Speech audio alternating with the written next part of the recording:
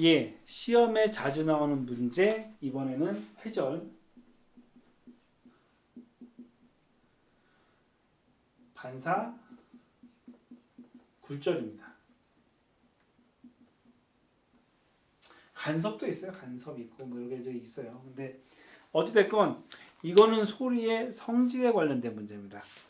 음향을 처음 하는 사람들은 그 가장 낯설어하는 것 중에 하나가 소리가 휘거나 움직이거나 꺾이거나 이런 것들이죠. 물론 이 기본 원리들은 살면서 많이 겪었던 것들인데 음향을 하면서 새롭게 아는 부분이기도 한 거죠.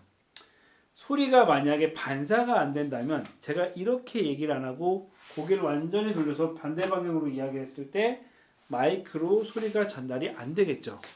제 소리는 지금 현재 이 공간에서 반사되고 반사되고 반사되고 반사된 것들이 마이크로 전달되는 거죠. 물론 직접 전달되는 것도 있고요. 눈에 보이지 않지만 소리는 이런 식으로 이 공기 중의 매질을 통해서 지금 여기 핸드폰에 있는 마이크로 전달이 됩니다. 지금 제 마이크는 이제 약간 좀 핸드폰용에서 MV88이라고 약간 좀 추가 마이크인데요. 어찌됐건 그래서 이 반사된 성질 때문에 여러 소리의 성질들이 바뀌는 거죠. 그러니까 어떤 공연에는 이 반사되는 게 필요한 공연도 있고 어떤 공연에는 반사되는 게 필요 없는 공간도 있는 거죠. 락이나 이런 것들은 사실은 그 커튼이나 이런 걸 통해서 흡음을 해야 되고 클래식 같은 경우는 울림판을 일부러 다 만들어서 소리가 울리게 만들어야 되고 그 연주하는 목적이나 공연하는 목적에 따라서 소리의 울림과 반사 이런 것들을 적절하게 사용할 수 있어야 됩니다. 그리고 의외로 굉장히 많이 자연계에서 발생되는 문제들이 있기 때문에 이 부분을 꼭 짚고 넘어가야 된다는 거죠. 여기에 이제 흔히 정제파부터 시작해가지고 여러 가지 뭐 플로트 에코 이런 것부터 시작해서 좀 문제가 생기는 것도 있고 그 문제를 제거하기 위한 방법도 있고요. 이런 것들이 생깁니다. 그래서 사실은 요걸로만 이야기를 했을 때 원론적으로 들어가기 시작하면 거의 1시간 해야 돼요. 왜냐하면 회제부터 시작해가지고 뭐 반사, 굴절 이런 것들에 대한 뭐랄까 진짜 기초 이론부터 시작을 해야 된다는 거죠. 그러니까 흔히 이야기를 했을 때 주파수가 저음일 때 회전이 잘 되고 뭐 고음일 때는 반사가 잘 되고 이런 여러 가지 성질들이 있어요. 근데 이거는 들어보면 사실 금방 알 수 있는 거죠. 제가 지금 이렇게 이야기하는 거랑 이렇게 이야기하는 거랑 목소리 톤 자체가 틀려졌죠. 예. 이렇게 이야기했을 때는 제 고음이 바로 들어가고 뭐 저음도 바로 들어가는데 이렇게 이야기했을 때는 저는 이제 소리가 반사돼서 그나마 괜찮은데 이렇게 입을 막았을 때 완전 덮는 거 아니에요. 막았을 때 저음은 회절을 하는 거죠. 굴절은 약간 꺾는 게 굴절이고요. 회절은 여기서 완전히 꺾여서 돌아서 나가는 거죠. 흔히 반사도 될 수도 있고요. 근데 이렇게 이야기했을 때 제 목소리 톤이 달라졌죠. 고음이 잘 안 들리죠. 고음은 회절하기가 힘드니까 반사되거나 튕겨져 나가거나 뭐 흡음되거나 뭐 그 둘 중에 하나죠. 그러니까 이런 여러 가지의 소리의 성질이 있습니다. 그래서 그 소리의 성질에 대해서 아셔야 되는 거죠. 소리가 낮에는 약간 위쪽으로 올라가는 성질, 예, 그리고 밤에는 반대로 땅 쪽으로 전달되는 성질. 그래서 밤에 오히려 소리가 더 멀리 전달되는 것들, 이런 것들의 회절. 그리고 회절은 그러니까 시험 문제 나오기 편한 것들 이런 거죠. 그 근접 효과까지 들어가죠. 마이크가 있을 때 마이크 상세가 돼야 되는데 너무 마이크랑 그 소리가 나는 걸 가깝다 보니까 최소한의 회절될 수 있는 그 거리보다 가까워져서 저음이 부스트돼서 생기는 현상, 근접 효과. 그리고 이제 굴절 이거고요.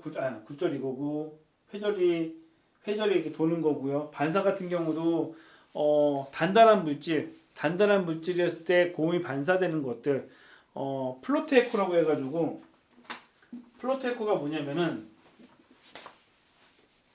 정제파라고도 하죠. 정제파하고 약간 비슷한 개념이긴 한데 이렇게 그 네모난 공간에서 소리를 낼 때 가끔가다 소리가 이렇게 해가지고 반복되는 현상이 생깁니다. 이렇게 옆으로요. 그래서 여기에 사람이 있다 보면은 소리가 계속 왔다 갔다 하면서 그 이상한 뭐냐 약간 울리면서 약간 좀 멍해지는 약간 소리가 생길 때가 있어요. 소리가 계속 반대로 이렇게 왔다 갔다 하는 거죠. 그러니까 반사음이 계속 왔다 갔다 해가지고 사람이 듣기에 그냥 불편한 소리를 내는 거. 이렇게 했을 때 이걸 이제 플로테이크라고 하는데 이거를 없애기 위해서는 한쪽 면을 이제 흡음재로 바꿔주면은 이게 사라집니다. 이런 것들 이거를 하나하나 설명을 하면 아까 말씀드린 것처럼 1시간 정도가 걸려요. 너무 길어져요. 그리고 이런 것들이랑 관련된 뭐 여러 가지 성질들이 있어요. 뭐 플로테이크가 됐고 정제파 됐고 뭐 여러 가지 뭐 반사랑 흡음과 이런 여러 가지 것들을 비유와 예시를 들면 굉장히 많아지는데 결론적으로 이거는 이제 다시 말씀드리면 요거 하나하나 설명하는 거는 다른 영상에도 있어요. 근데 그걸 보시고 한마디로 회절과 반사와 굴절은 저희가 어찌됐건 음향을 하게 되면서 자연스럽게 생길 수밖에 없는 문제예요. 스피커로 소리를 낸다 하더라도 그 공간이 가진 특성 때문에 여러 가지 회절과 반사와 굴절 간섭들은 지금도 제가 이야기를 하면 할수록 소리가 있으면 있을수록 무조건 생기는 자연현상인 거죠. 그래서 이 자연현상의 차이점에 대해서 엔지니어는 항상 그냥 익숙해져야 된다는 거죠. 저는 한 가지 그런 생각도 드는 것 중에 하나가 음향 엔지니어의 역할은 이 자연계에 있는 소리랑 그 만든 소리, 그러니까 여러 가지 소리들을 약간 통역해주는 역할인 거죠.